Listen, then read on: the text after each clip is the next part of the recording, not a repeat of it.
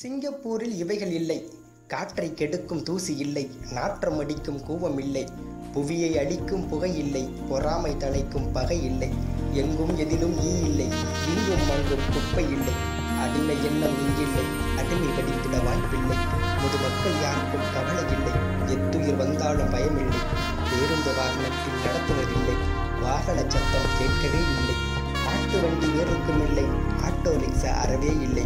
AC இல்லா பேருந்து இல்லை. ஓசி பயணம் இல்லவே இல்லை. எப்பொருளும் இங்கே விழுந்திடவில்லை. இதற்கும் இங்கே வஞ்சம் இல்லை. பிச்சைக்காரன் தொல்லையே இல்லை. பாக்கெட்காரன் பிரச்சனை இல்லை. அடையாள சீட்டு முறை நடமாட்டம் இல்லை. பெண்கள் உரிமைக்கு எத்தடையும் இல்லை. கோமாதாக்கள் நடமாட்டம் இல்லை. ஆர்ப்பாட்டம் ஊர்வலம் நடப்பதே இல்லை. மறியல் உண்ணாநிலை ஒருபோதும் இல்லை.